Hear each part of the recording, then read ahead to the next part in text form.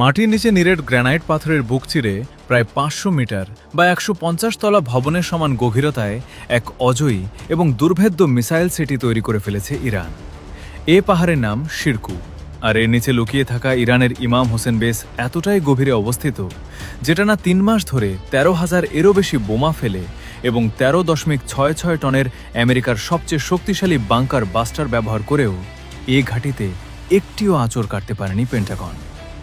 New York Times এবং মার্কিন ইন্টেলিজেন্সের ফাঁস হওয়া রিপোর্ট আজ প্রমাণ করে দিয়েছে যে আমেরিকার এই সর্বাত্মক ধ্বংসযজ্ঞের পরও ইরানের 90% আন্ডারগ্রাউন্ড মিসাইল স্টোরেজ এবং 70% মোবাইল লঞ্চার সম্পূর্ণ অক্ষত এবং রেডি টু ফায়ার অবস্থায় রয়েছে। আমেরিকার 13,000 বোমা আজ ইরানের এই পাথরে দুর্গের সামনে স্রেফ খেলনা প্রমাণ হয়ে গেছে। 13.6 টনের দানবীয় জিবিইউ 57 এমওপি বাংকার বাস্টার বোমা দিয়ে কেন আমেরিকা শিরকু মিসাইল সাইট ধ্বংসে পুরোপুরি ব্যর্থ হল?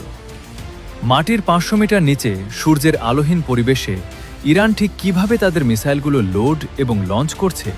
13,000 বিমান ও মিসাইল হামলা চালিয়ে আমেরিকার অস্ত্রভাণ্ডার যখন প্রায় শূন্য, তখন কিভাবে ইরান তাদের 90% মিসাইল এখনও যুদ্ধের জন্য প্রস্তুত রাখল? আর সবচেয়ে বড় প্রশ্ন, পশ্চিমা দুনিয়ার এত স্যাটেলাইট নজরদারির পরও পর্দার আড়াল থেকে ঠিক কোন সুপার পাওয়ার দেশ ইরানকে এই দুর্ভেদ্য মিসাইল সিটিগুলো রক্ষা ও মিসাইল তৈরিতে সাহায্য করছে?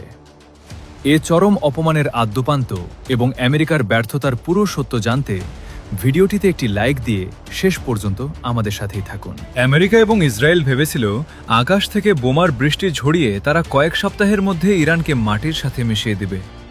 ফেব্রুয়ারি থেকে এপ্রিল পর্যন্ত মধ্যপ্রাচ্যের আকাশ থেকে তারা ইরানের উপর আক্ষরিক অর্থেই আগুনের বন্যা বয়ে দিয়েছে।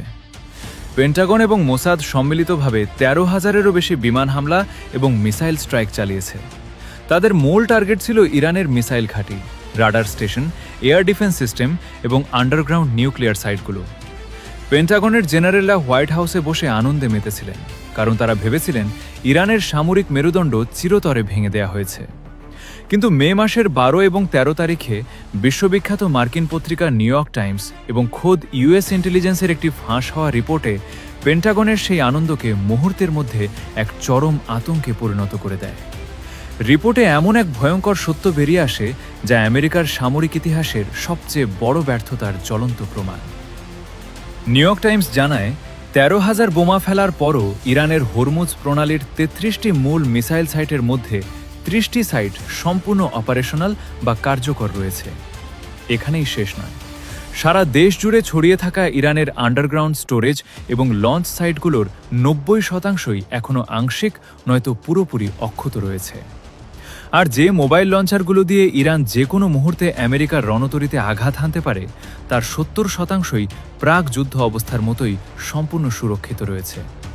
অর্থাৎ বিলিয়ন বিলিয়ন ডলার খরচ করে 13,000 বোমা ফেলে আমেরিকা আসলে ইরানের পাথরের পাহাড়ে শুধু ধুলো উড়িয়েছে, তাদের মূল সামরিক শক্তির টিকিটটিও ছুঁতে পারেনি। কিন্তু কিভাবে এমন অসাধ্য সাধন করল তেহরান?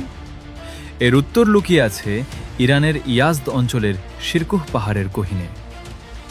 ইরান এমন এক জায়গায় তাদের ইমাম হোসেন বেস বা মিসাইল সিটি তৈরি করেছে যা সাধারণ কোনো মাটির পাহাড় নয়, এটি হল নিরেট গ্রানাইট পাথরের পাহাড়। আর এই গ্রানাইট পাথরের পাহাড়ের বুক চিরে 440 থেকে 500 মিটার গভীরে, অর্থাৎ প্রায় 150 তলা, এটি বিল্ডিংকে মাটির নিচে ঢুকিয়ে দিলে যতটা গভীর হয় ঠিক ততটা নিচে ইরান তাদের মিসাইল সিটি বানিয়েছে। এই গভীরতা এতটাই বেশি যে পৃথিবীর কোনো আধুনিক প্রযুক্তি বা স্যাটেলাইটের ভেতরে কি হচ্ছে তা বিন্দুমাত্র ধারণাও করতে পারে না। আমেরিকা তাদের সবচেয়ে বড় তুরুপের তাসটি ব্যবহার করেছিল এ পাহাড়ের বিরুদ্ধে। পেন্টাগনের গর্ভ 13,600 কিলোগ্রাম বা 13.6 টন ওজনের দানবীয় mother of all bunker buster বোমা, যার নাম জিবিইউ 57 এমওপি। আমেরিকা পুরো বিশ্বকে ভয় দেখাত যে এই বোমা মাটির নিচে থাকা যে কোনো বাংকারকে নিমিষেই গুড়িয়ে দিতে পারে। হিসাব অনুযায়ী সাধারণ মাটি বা কংক্রিটের বুক চিরে এই বোমা প্রায় 60 মিটার গভীর পর্যন্ত প্রবেশ করে বিস্ফোরণ ঘটাতে সক্ষম। কিন্তু শিরকুহ পাহাড়ের ক্ষেত্রে পেন্টাগনের পদার্থবিজ্ঞানের সমস্ত হিসাব মুখ থুবড়ে পড়ে। গ্রানাইট পাথর হল পৃথিবীর অন্যতম শক্ত একটি প্রাকৃতিক উপাদান। যখন 13.6 টনের সেই দানবীয় বাংকার বাস্টার বোমাগুলো শিরকুহ পাহাড়ের উপর প্রবল বেগে আছড়ে পড়ে, তখন সেগুলো গ্র্যানাইটের শক্ত আবরণের সাথে ধাক্কা খেয়ে মাত্র ৮ থেকে ২৫ মিটারের বেশি গভীরে প্রবেশ করতে পারেনি। কোথায় ৫০০ মিটার গভীরের মিসাইল সিটি আর কোথায়? মাত্র ২৫ মিটার। অর্থাৎ পেন্টাগনের সবচেয়ে শক্তিশালী এবং বিধ্বংসী বোমাটি ইরানের মিসাইল সিটির ছাদের কাছাকাছিও পৌঁছাতে পারেনি। আমেরিকার অহংকার এই গ্র্যানাইট পাথরের সামনে এসে আক্ষরিক অর্থেই খেলনার মতো চূর্ণ বিচূর্ণ হয়ে গেছে। এখন প্রশ্ন হলো, মাটির ৫০০ মিটার নিচে যেখানে সূর্যের আলো পৌঁছায় না, সেখানে ইরান কিভাবে তাদের এত বড় একটি সামরিক ব্যবস্থা পরিচালনা করছে? সামরিক বিশ্লেষকরা জানাচ্ছেন, ইরান এই পাহাড়ের ভেতরে একটি অত্যাধুনিক এবং বিশাল নেটওয়ার্ক টানেল এবং রেল সিস্টেম তৈরি করেছে।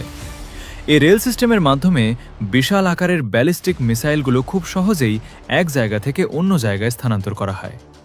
যখন হামলার প্রয়োজন হয়, তখন এই মিসাইলগুলোকে রেল লাইনের মাধ্যমে পাহাড়ের একটি নির্দিষ্ট লঞ্চিং প্যাড বা সাইলোর মুখে নিয়ে আসা হয়। পাহাড়ের উপরে থাকা একটি যান্ত্রিক দরজা মুহূর্তের জন্য খুলে যায়, মিসাইল ফায়ার হয় এবং সেকেন্ডের ভগ্নাংশের মধ্যে দরজাটি আবার বন্ধ হয়ে যায়। আমেরিকার স্যাটেলাইট বা রাডার যখন এই মিসাইল লঞ্চের জায়গাটি শনাক্ত করে পাল্টা হামলা চালায়, ততক্ষণে ইরানের লঞ্চারটি রেল সিস্টেমের মাধ্যমে পাহাড়ের আরও গভীরের অন্য কোনো সুরক্ষিত জায়গায় সরে যায়। এই হিট অ্যান্ড হাইট বা আঘাত করে পালানোর কৌশলটি এতটাই নিখুঁত যে আমেরিকা হাজার চেষ্টা করেও এই মোবাইল লঞ্চারগুলোকে ধ্বংস করতে পারছে না। আমেরিকা যখন বোমার পর বোমা ফেলে পাহাড়ের বাইরের দিকের প্রবেশ পথগুলো ধসিয়ে দেয়, তখন তারা ভাবে যে ইরানের পথ হয়তো বন্ধ হয়ে গেছে। কিন্তু ইরান আগে থেকেই এমন এক ইঞ্জিনিয়ারিং কৌশল ব্যবহার করেছে যার ফলে যে কোনো ধ্বংসস্তূপ তারা মাত্র কয়েক ঘন্টার মধ্যে মেরামত করে ফেলার ক্ষমতা রাখে। তাদের সারফেস বা উপরের দিকের কিছু সাধারণ অবকাঠামো ক্ষতিগ্রস্ত হলেও মূল মিসাইল শক্তি মাটির ৫০০ মিটার নিচে সম্পূর্ণ সুরক্ষিত থেকে যায়।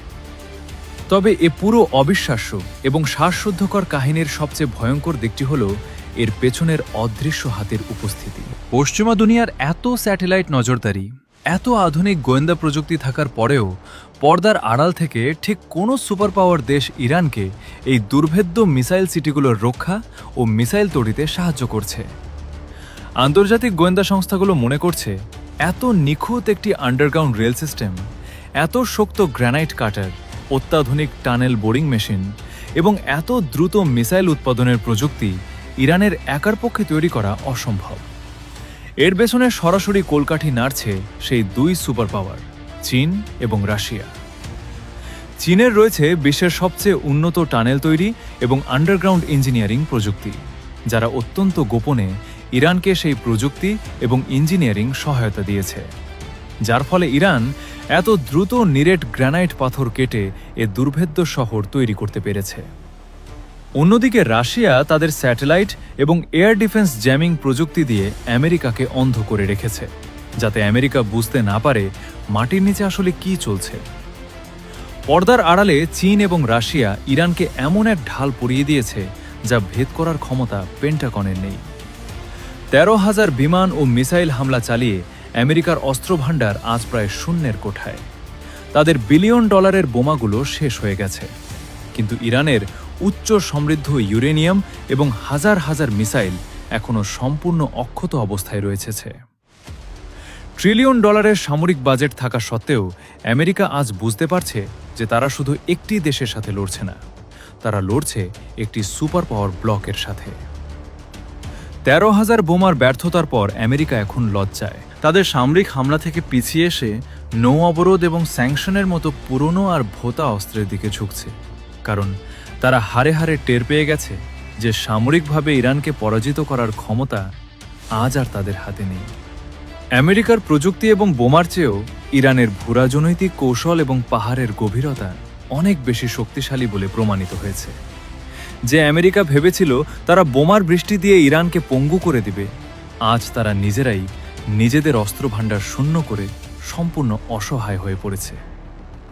এখন প্রশ্ন আপনাদের কাছে, ৫০০ মিটার গভীরে তৈরি ইরানের এই অজিও মিসাইল সিটি এবং আমেরিকার ১৩,০০০ বোমার এই চূড়ান্ত ব্যর্থতা নিয়ে আপনারা কি ভাবছেন? পর্দার আড়ালে থাকা সেই সুপার পাওয়ারদের সাহায্য এবং আমেরিকার এই ঐতিহাসিক পরাজয় নিয়ে আপনাদের মতামত কি? প্রযুক্তি নাকি বুদ্ধিদীপ্ত কৌশল? যুদ্ধের শেষ পর্যন্ত কে আসলে বিজয়ী? কমেন্ট বক্সে আপনার বিজয়ী উল্লাস এবং মতামত শেয়ার করুন।